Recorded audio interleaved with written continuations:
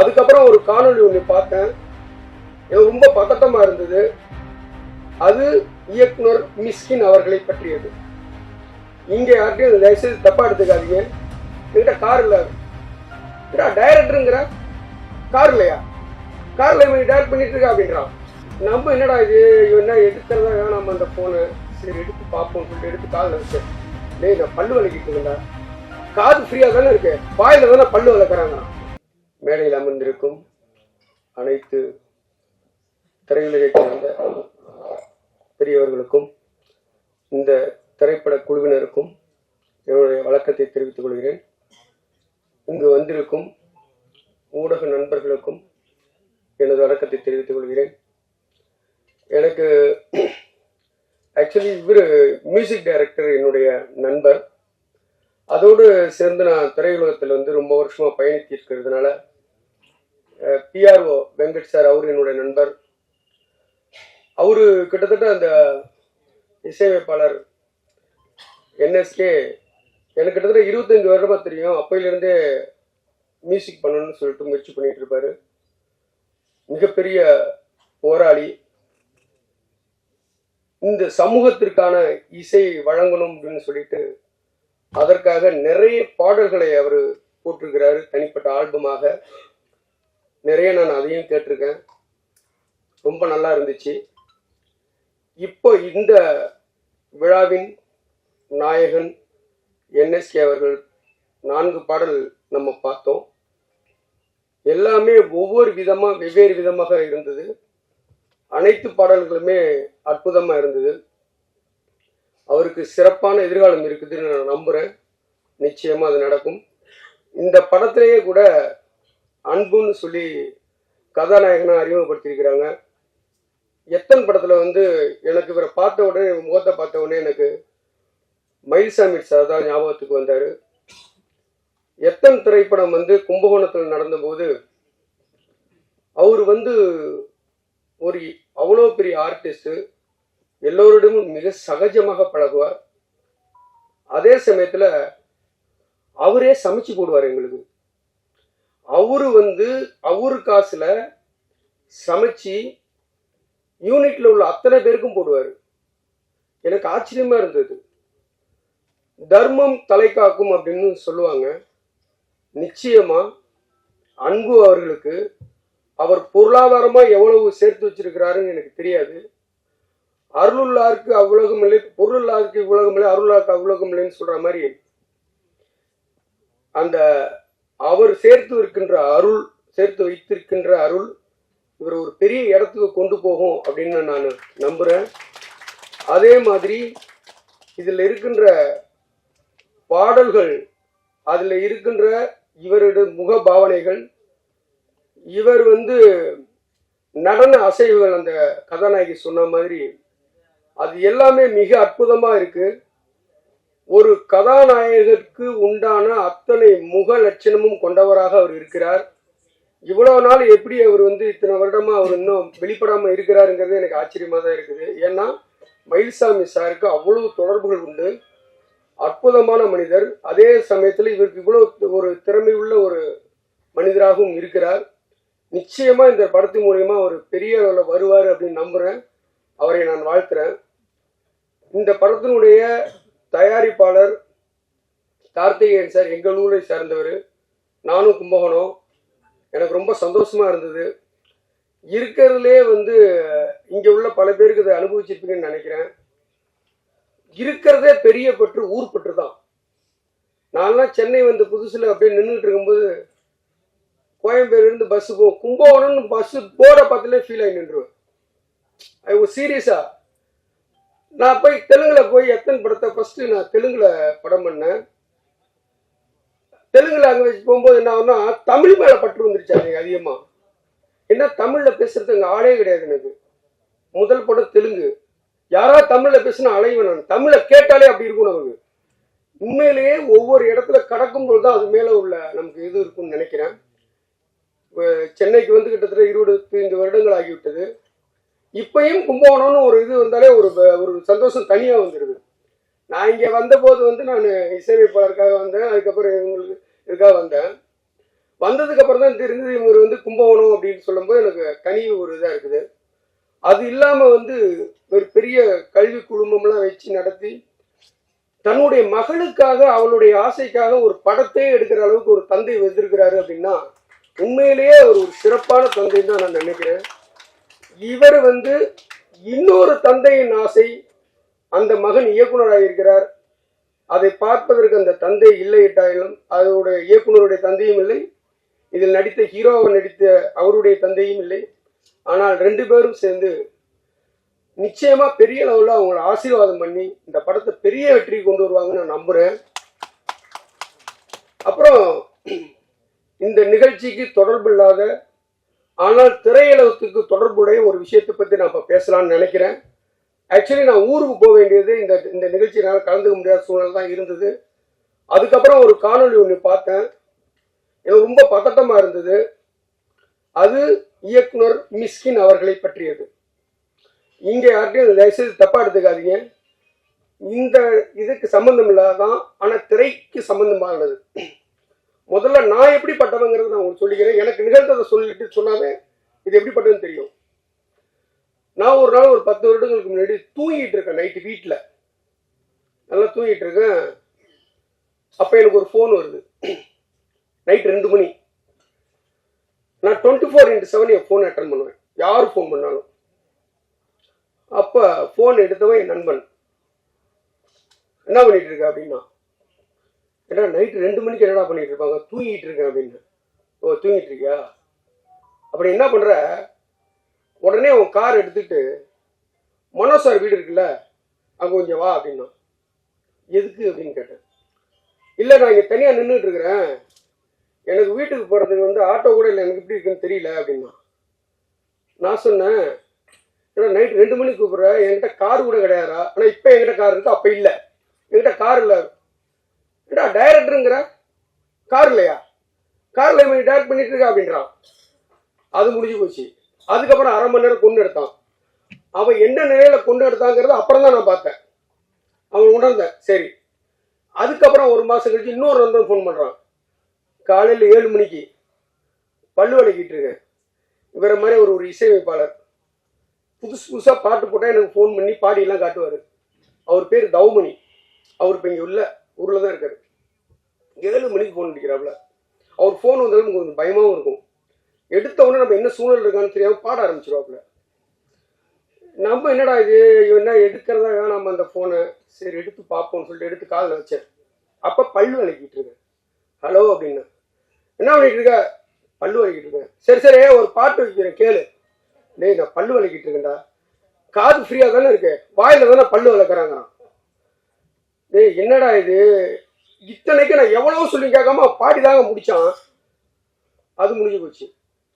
அதுக்கப்புறம் இப்போ இந்த மாதிரி நண்பர்கள் உள்ளவன் நான். கும்பகோணத்துல எத்தனை ஷூட்டிங் நடந்துட்டு இருக்கு. திடீர்னு விமலை பற்றி அந்த விஷயம் வெளியில யாருக்கும் அதுக்கு முன்னாடி யாருக்கும் அப்ப சொல்லப்படலை, இப்ப எல்லாருக்கும் தெரியுங்கிறதுனால சொல்றேன். ஒரு நாள் விமல் வந்து என்கிட்ட கல்யாணம், ஒருத்தர் கல்யாணம், ரிஜிஸ்டர் ஆஃபீஸுக்கு போகணும், எனக்கு கொஞ்சம் பர்மிஷன் வேணும்னு என்கிட்ட கேட்டாப்புல. உங்களை வச்சு தானேங்க படம் எடுத்துட்டு இருக்கிறோம், நீங்க இல்லைன்னா அப்படின்னாக்கா. இல்லை இல்லை நான் போய் இல்லைங்க, கும்பகோணத்தில் ரிஜிஸ்டர் என் ஃப்ரெண்டு என் கிளாஸ்மேட்டு தான், நான் வந்து அவர்கிட்ட நான் சொல்கிறேன், நீங்கள் போயிட்டு ரிஜிஸ்டர் மேரேஜ். இல்லை இல்லை நான் போகாமல் அந்த கல்யாணமே நடக்காதுன்னு. பொண்ணு யார் அப்படின்னா, பொண்ணு வந்து என் ஃப்ரெண்டு போய் ஆகணுன்றாப்புல. அப்புறம் தான் தெரியுது அவருக்கு தான் கல்யாணங்கிறத. அப்புறமா போயிட்டு சாமிமலையில் கல்யாணம் பண்ணிட்டாங்க. அடுத்த நாள் ஊர்காரன் ஒருத்தர் இருக்கான், உனக்கு தெரியுமா சாமிமலையில் ஒரு ஷூட்டிங் நடக்குதுங்கிறான். அவன் சாமிமலையில் என்ன ஷூட்டிங்னா விமல் கல்யாணம் பண்ற மாதிரி ஒரு ஷூட்டிங் எடுத்தாங்கிறான் ஊர்ல. இப்போ இங்கு வருகை புரிந்திருக்கும் முன்னாள் எம்எல்ஏ திரு விஎன் விருகம்பாக்கம் முன்னாள் எம்எல்ஏ திரு விருகை ரவி அவர்களை வருக வருக என வரவேற்கிறோம். இப்போ விஷயத்துக்கு வரேன். இப்படிப்பட்ட நண்பர்களை கொண்டவர்கள் தான் நான். இப்ப சமீபத்தில் 1 வாரத்துக்கு முன்னாடி ஒரு முக்கியமான மீட்டிங்ல பேசிட்டு இருக்கேன். ஊர்ல இருந்து போன் அடிச்சிட்டான். என்னடான்னு போன் எடுத்து பார்த்தா திருப்பி அடிச்சுக்கிட்டே இருக்கிறான். வெளியில போனா கண்ணா புண்ணான்னு திட்டுறான். என்னடா திட்டுறான்னா, ஏடா இளையராஜா எவ்வளவு பெரிய ஆளு, அவரும் ஒருத்தர் ஏடி பூட்டி பேசுறாரு, நீங்களாம் என்ன பண்ணிட்டு இருக்கீங்கன்னு என்ன. ஏண்டா பேசுனது மிஸ்கின், நான் என்னடா பண்ண அப்படின்னு. நீ சினிமாவில் தானே இருக்க, சினிமாவில் இருந்தா இப்ப என்ன பிரச்சனை நடந்துட்டு இருக்குன்னா, மிஸ்கின் என்கின்ற ஒரு இயக்குனர், நானும் திரைப்பட இயக்குனர், ஒருத்தர் வந்து மரியாதை குறைவாக ஒரு இடத்துல ஒரு இதே மாதிரி விருந்தினரா வந்துட்டு வாயில வந்தபடி நீங்க பேசிட்டு போனீங்கன்னா, அடுத்து இந்த சமூகத்துல சினிமாவில் உள்ளவங்க பேர்லயே ஒரு தப்பான ஒரு மரியாதை இருக்கிற மாதிரி இருக்கு. அவன் கண்ணாமனான்னு திட்டான், திட்டாம என்ன நிலையில இருந்தான்னு தெரியல. அவர் போன் நம்பரை கொடுக்குறான், எனக்கு ஒரு போன் நம்பர் எனக்கு தெரியாது. இல்லடா அப்படிங்கிறேன், இல்ல நீ இதை கண்டிப்பா நீ பேசி ஆகணும் நீங்க அப்படின்றான். இதெல்லாம் என்ன இது அப்படின்னா, அப்புறம் எனக்கு என்னன்னா மிஸ்கனுக்கு எனக்கு எந்த தொடர்பும் கிடையாது. அவர் ஒரு இயக்குனர். இப்ப சமீபத்தில் எங்க பாலானுடைய 25வது வருட கூப்பிட்டு அழைத்திருந்தாங்க, நான் போயிருந்தேன். அப்ப எனக்கு ராம் அறிமுகப்படுத்தி வச்சாரு. அப்படி அந்த அளவுல தான் ஒரு தடவை தான் மீட் பண்ணிருக்கேன்.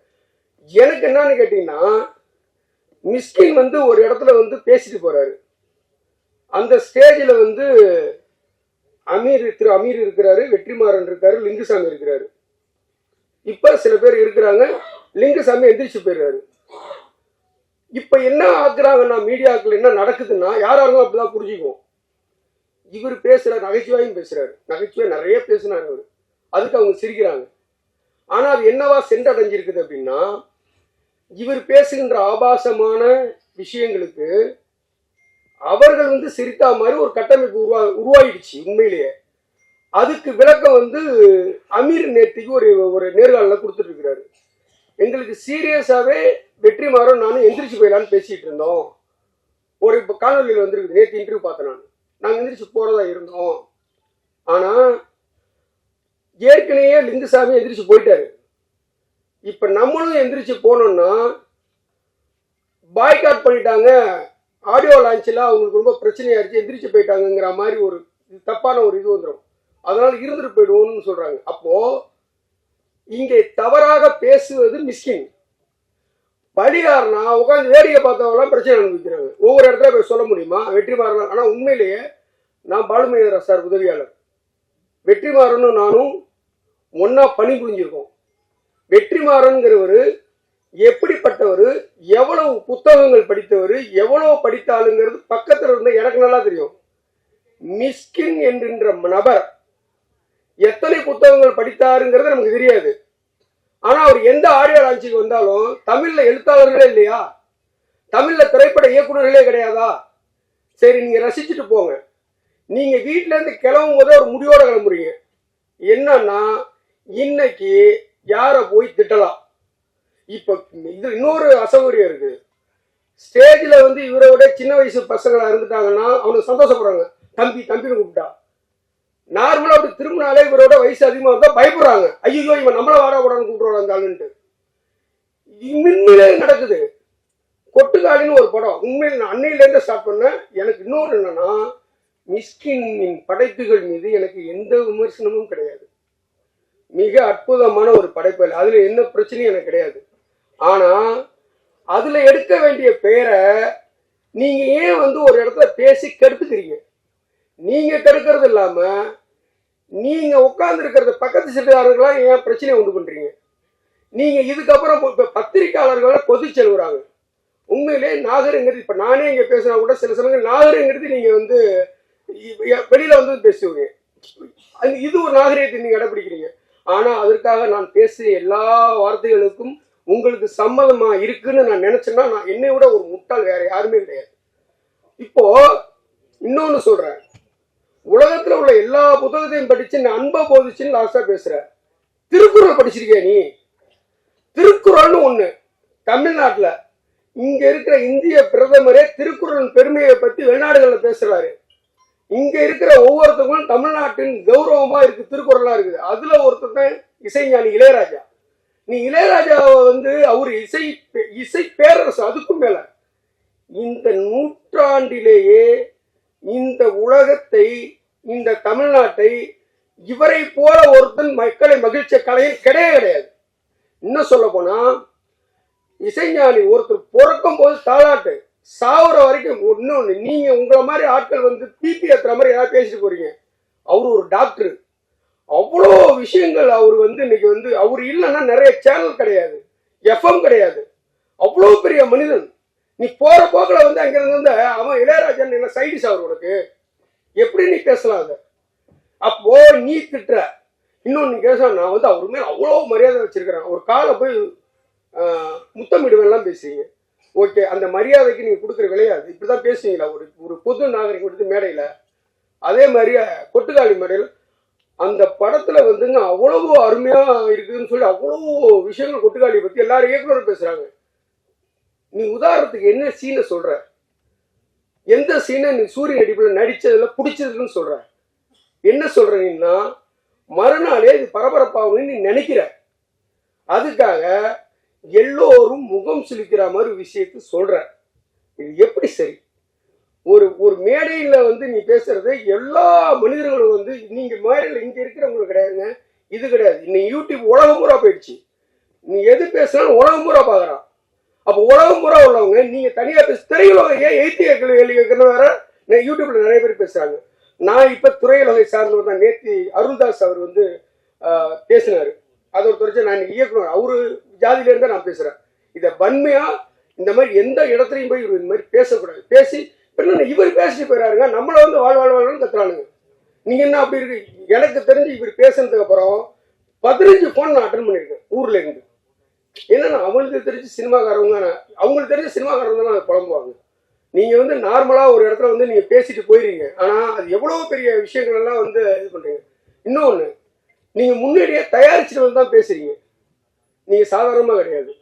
ஏன்னா வாழைன்னு ஒரு படத்துக்காக நாங்க ஒரு 3 நாள் உட்காந்து அசிஸ்டண்டோட உட்காந்து தயார் பண்ணி 3 பக்கம் அறிக்கை தயார் பண்ணோம் வரும் உங்களுக்குன்னு அவரு ஸ்டேஜ்லயே பேசுறாரு. அப்ப வாழைன்னு ஒண்ணு பேச வரும்போது இந்த ஸ்டேஜ்லயே வந்து நீங்க என்ன பேச போறீங்க தயாரிச்சு நண்பரோட இது பண்ணிட்டு வரும்போது அந்த குணா படத்துல வர மாதிரி மானே பேனே பொன்வானை போட்டுக்கிற மாதிரி அங்கங்க எங்கெங்கெல்லாம் ஆபாசமா பேசலாம்னு சொல்லிட்டு நீங்க தயாரிச்சு வந்து பேசுறீங்க. இது மிகவும் மோசமானது. தமிழ்ல எவ்வளவு நல்ல படம் வந்தாலும் அதை விட்டுறீங்க. விட்டுட்டு ஃபாரின் ரைட்டர்ஸ் எல்லாம் இருக்கிறது மட்டுமே நீங்க பேசுறீங்க. இதெல்லாம் என்ன கதை? உங்களை கவனிக்கிற மாதிரி தான் படம் பண்றீங்களே, உங்களுக்கு என்ன பிரச்சனை? எதுக்கு ஸ்டேஜ்ல வேற பேசி எங்க மானத்தை வாங்குறீங்க?